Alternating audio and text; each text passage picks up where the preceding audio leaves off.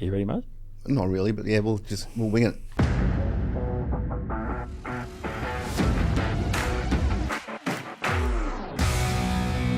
Hello and welcome to this week's Closing Bell. It's a really big show today, and the main reason is the star of the show is going to be talking a boom that could happen in the US to do with their mortgage market, and we're talking a little bit of crypto today, and you'll get a special message from me at the end for a very particular Well, it's a very reason. sad day, Callum. It is a sad day. This is your final Closing bell. Absolutely. You're taking off to fairer shores. Well, I hope so. We're all very sad. I'm sure all of you will be devastated.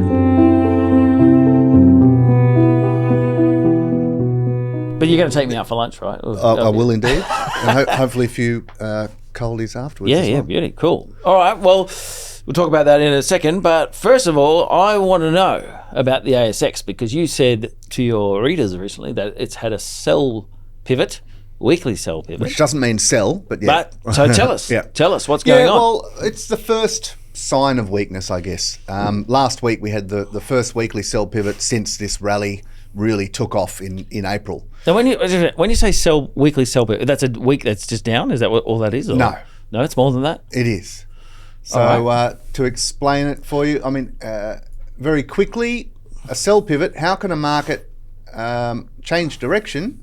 If we're going up and then going down, how can we say that it's changing direction? Let's say, imagine prices are marching higher. Higher they go. Now, how are you going to say when something might be turning around? If the market is going to sell off, so let's say it's going to go all the way back down to the low. What's the first major thing that needs to happen that you can confirm on the chart? It goes below the bar. Below the low of that bar, right? So you've got the high of the move. You've got prices marching higher. There's your high, new high there. If I get a bar closing below the low of that bar, that's my sell pivot. Because if it does sell off, what's the first thing that's going to happen? That. Right? It can't actually go to retest the low until that's occurred, can it? So with every single reversal you see in the market, every single one that's ever happened in the world ever has a buy and sell pivot at the start. But that doesn't mean that every buy or sell pivot you see is, oh my God, we've got to sell. It's all about where they happen. So that's where I talk about those buy and sell zones. So where things happen within the waves, within the trends, all of that sort of stuff, looking at the areas where these reversals often occur. Okay. And then adding in the pivots as well, so that's when you increase your odds of success. Okay. So if we look at what has happened in this price action, and I'll just quickly look. It does feel like we drew a retrace. Like it's just been so strong now. It has been so strong. And look, this is looking at the weekly sell pivots, right? This is going back to 2022. So there's a weekly sell pivot there, just before that sold off. There's a weekly sell pivot here, just before that sell off. There's a weekly sell pivot there, just before that sold off. There's a weekly sell pivot there, just before it sold off. There's a weekly sell pivot there, just before the sell-off. So when the market is weak or in a range or whatever, they can be a really good hint to watch out. But when the market is really trending strongly, I mean, clearly it's the buy pivots are going to work more often than the sell pivots, aren't they? So you're going to get more false signals when the market really is trending. So there's a sell pivot there, which ended up having a bit of a sell-off after it, but not really much. So there's a weekly sell pivot there, and then the prices did sell off in the end, but then turned back up very quickly. There's a sell pivot there, and pretty much that was the low, and then prices took off, so it didn't work. So when prices are really trending higher fast, you get more false signals, and you've got to be wary. So that's why this particular sell pivot that we've had, it's like, well, prices are currently trending quite sharply at the moment. So you say, okay, this could end up being just a false signal. And this is why I like the setup, because I can watch this now and say, well, look, if next week it turns straight back up and creates a buy pivot, right? prices are marching higher rapidly, a new all-time high. If the weakness we saw last week is basically counteracted in that next week, it's like, right, this could be on here. So that could then be a spark for a really good rally. So that's why it's a nice little launch pad to keep your eye on. But also, what I'm watching is the fact that we've already broken out. It's already been rallying for months and months and months. So we're already wondering, when is this going to run out of steam? And we've got the possibility of a false break of that high, which means prices could really plummet below that level. Well, I'm just thinking, like, we know the Fed, the odds of the Fed cutting have basically gone 100%, right? Yeah. So it's like, this could be the final lift into the news. They do it, and then, of course, it's already in the price. And it's September, October. I mean, from always the way this dicey. looks, everything's still bullish. So I haven't dumped any positions or anything. This is just an observation that on the weekly chart, it's potentially could turn down. The monthly still looks great. And all the trends, look at the weekly trends on here. So, right, the weekly trends are still all up, right? So it's not until the weekly trend actually turns down, like here or here, that I'm going to start getting worried. And we're miles away from that, right? 10-week exponential, well above the 20-week simple.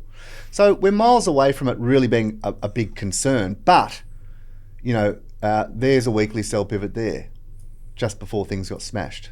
There's a weekly sell pivot there, and then we got a really bad week the next week. So it's just saying, right, this has happened. You've got to be aware of it when it does happen. It means you're now saying, watch out. We've got the signs of weakness. Because what can be happening now is just a rally into selling pressure before it then has the next leg down. And because it is above this high, like, I'm very wary what happens below there if it does sell off. So that's just to say, right, that is the situation. So we've just got to keep an eye on it. It's nothing to freak out about. But if it does turn up, create the buy pivot, I'm going to go with it. Like, watch out, it could really rally. But this can actually turn into a bit of a correction in the short term, that's all. Interesting. Well, let's leave the short-term stuff there, and I want to tell you about a big long-term thing that my colleague, well, our colleague, I should say, James Altucher just told us about. So we have a service here that's James, who's a US guy who I met many years ago now, actually, in Baltimore. Anyway, so he's talking about the $110 trillion housing market in the US there, and Trump and his government is bringing in new rules where mortgage giants will be required by law to count cryptocurrency as an asset for home loans. Now, that's a big shift, actually. The idea being that if you own Bitcoin, you can now borrow against it. That was not the case back before 2020 with Bitcoin and all that type of thing. The banks hated that stuff. But this is going into law. So what this guy is saying is that basically, obviously, crypto and real estate are going to combine, and that's been on the table for a long time. But James and his team there talk about a crypto coin called Ondo Finance. Now, you didn't know about this one, but when you brought up the chart, which you're going to do for us now, you said, oh, that looks interesting. So the idea of Ondo Finance is, so the ticker is ONDO. It specializes in tokenizing real-world assets, creating blockchain-based versions of traditional financial instruments. So this is really interesting because, I mean, the idea behind this, of course, is that you're going to get a piece of real estate, for example, and instead of being owned by one entity, there'll be many owners that all own a token with a claim on the asset. So this is pretty fascinating where this could go over the very long term. It's not going to all happen tomorrow. And Ondo, if it works, could play a part in it. And according to James here, that the Trump family, who are heavily into crypto, probably in the context of their assets, it's not that much of it, but they own a chunk of it. So take a look at Ondo, Muzz. Yep, well, it's certainly shaping up quite nicely. If we just have a look at the wave structure, there you go. So it must be fairly new, right? Because it's only going 2024 there. So right, there we go. And then, so you're looking at these waves. There's your first wave. Here's your second wave there. So then I can look at that wave, and I'll just get rid of all that. So if I then just have a look at that structure and have a think about the buy zone of that area. So there's your buy zone area in there. And we've had months and months of work. And now that work's been done, and again, I just explained what those buy pivots were, right? So there's your lowest, price. So if we're looking here, there's your lowest price, needs to get above the high of that bar. There's your lowest price, needs to get above the high. No, it's still selling off. So here we have the high of that bar there. So there's your first monthly buy pivot coming out of the buy zone. Remember, it's not just the pivots, it's where they happen. So we've got an uptrend forming. We have two major waves to the upside, and we have a buy zone, and now we have the monthly buy pivot coming out of there. So that's saying the odds are now increasing that we could be in for the next wave, and the third wave is often the biggest. So that we've had the first two waves, and this next one, if it does get going, is often the one that can go pretty crazy. So I would say that looks pretty interesting. Well, the interesting thing to me is, look, I don't know a lot about this, right? But I would say that if Trump could legitimize it by using it with his real estate holdings, obviously that would be a big boost to it. And so it'd be very interesting to see where that goes. So I'm going to follow that very closely. Well, we know... While we're on the crypto space... Yes, you were going to tell us about Solana, weren't you? Yeah, well, which has been around for a while. It's been around for a while, and I'm just interested. I've just sort of kept my eye on it. It's one of the few that I look at. Now, where is it? Solana, how do I... It is Sol, though, right? So where it should be... it is. Why is there so many different tickers with Sol? I know, Sol US dollar, there we go. Right, so this one's all about scalability. So it's using things like the idea of Ethereum, smart contracts, dApps, that sort of thing, but it's very low transaction costs and ability to cope with thousands of transactions in a second, sort of thing. So there's scalability issues with old Bitcoin and that sort of thing. This is trying to take care of that, and also transaction costs. Transaction costs can be a big problem. So if you want to scale and take over the whole world, yep, you want your transaction costs on that platform to be minuscule, so that everyone can say, right, let's build everything on this. Yep. So that's why I'm sort of interested in this one, as the idea of being able to scale, and that the transaction costs are so low that it would possibly work. And again, it's been got up to a high of about $300 and had the big sell-off. And hopefully everyone can start seeing by now we've had the false break. So there's your stoppies going off, turning up. There's your monthly buy pivot there. You can see the long-term uptrend is still in place. So this is it's taking off for the next move higher. And what happens once it gets above that $300. So that one looking pretty interesting to me, as well as Ethereum. Obviously that's this is just taking off like a firecracker. Because this, and I've been interested in Ethereum pretty much the whole time because of its smart contracts, and thinking, look, this is the one that could end up being quite useful. And it's done a lot of work. It was really lagging, and I can.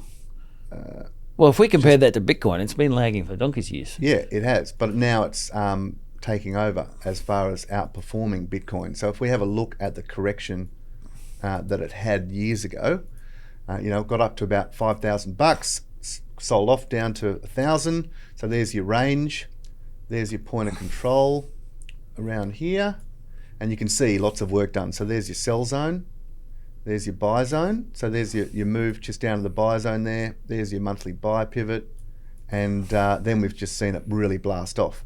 So this is now saying, oh boy, has it done enough work now in this range? Is it actually ready to take off and have what could be a mega rally, especially if it's getting to the point of its usability and people realizing in finance that, wow, this one could be the one that really can be useful. So that is the idea, that it could do something like that, something crazy. And if it does pull back to the midpoint again, I'd be a pretty strong buyer if it was to pull back. I was just going to say that there's no crazy like crypto crazy, because I remember when the first explosion, about almost 10 years ago now, but the percentage gains were nuts, off the scale. So yeah, super interesting. All right, now just to finish up for this week, just go back to the US housing market. You're going to tell us about the potential for a refinancing boom, and you had that interesting chart. It's what is it that will drive especially retail sales and more buying and the economy going? Of course, interest rates going down. The way it works in the US, they have 30-year fixed mortgages, so you're sort of stuck if you go in with a high rate. but then the rates drop and everyone refinances. So that's sort of what makes it. It's not really a fixed mortgage. It's almost like that's what makes them variable, because you can then just get out of it and refinance at a low rate, and that creates a lot of opportunities in the companies that are going to be looking after that refinancing, which is what I'm interested in, and looking at opportunities for my international stock trader in that space because of it. So here we have what is the US MBA Mortgage Refinance Index. That's going back to 1995. So you can see these periods of immense activity, and they can often lead into what became bull markets over the next few years. So going into 2003, this is where, again, here's the Fed fund rate inverted. So when this line's going up, that's the Fed lowering rates, and here that's the Fed lowering rates. So you can see there's a clear correlation, which makes sense. Lowering rates and heavy refinance boom, and that's releasing money into the balance sheet of people, right? So their mortgage repayments are going way down. They might even pull some equity out as well, and then go on holiday and buy a car and do whatever. So that's that mechanism which feeds into the economy. So the last one was there. And we've had inflation. So rates have gone very high, right? So they've actually gone to that level of like 2007, 2008. And now we're at the point, we've had the start of rates lowering, but then they've gone nowhere for a while we waited for inflation to come off. And now we're actually on the edge. It's looking like we're going to see rates really drop quite sharply. And you can see on this that the refinancing has started to pick up. I mean, if I was just looking at that technically, there's your area there, and it's just on the edge of breaking out, up into that wave. So this is the sort of thing, the banks that are going to be reaping the benefits from it, and how it will affect the economy. And, obviously interest rates coming down is going to shift things. So I'm just seeing some opportunities out there, and based on that, and I think it could be quite a big wave that's on the way. Interesting. Well, I think we can leave it there for today and forever, Buzz. And forever. Farewell, Callum. Absolutely. So some good stuff there, some good ideas. But I did want to say that there's a new gun in town, and his name's Charlie. So yes, I'm thinking of Top Gun. I think it'd be a bit better than you, even, wouldn't it? It'd be better looking and younger. In Top Gun, the guy says to Maverick, Cougar was number one. Cougar lost it, turning his wings. You're number one. So I gave that speech to Charlie earlier today. No, I'm joking. So Charlie will be in the hot seat from next week, and he's all about AI and tech and crypto and all this sort of stuff. He's a very smart chap. He's going to have lots to say, hopefully. So I'll be tuning in as an observer now to see what you guys come up with. So, and thank you to Johnny Walker, who left a comment on the thing to say that Callum, don't go. Get the company to give you a car, a gym membership, and something else. I can't remember the other thing, but the full suite. So yes, thanks, well, we're all very sad to see you go, and it's been good fun working with you. And I hope we get out on the golf course often. So absolutely. From all of us here at Fat Tail, we're very sad to see you go too. Oh, thanks, buddy. There you go. Right. Well, that's it from me. If you enjoyed the show, leave a comment. Leave Callum a nice comment too. He's very sensitive. Yes, I am very sensitive. And if you want to send in a bottle of whiskey or wine, if you haven't made any money, that's fine. No, I'm teasing. And of course, if you're not a subscriber, you've got to follow Muzz, because the closing bell is just a taste of what he does. And actually, Muzz was showing me before the show a new software package, AI driven, that I'm excited. I'm going to get it, because what it can do with the stocks, the background he's going to get, and the charting, you put them together. Exciting times. It is. Cool. All right. That's it from me. Thank you for watching, and I'll see you down the road somewhere, hopefully. Bye-bye. Farewell.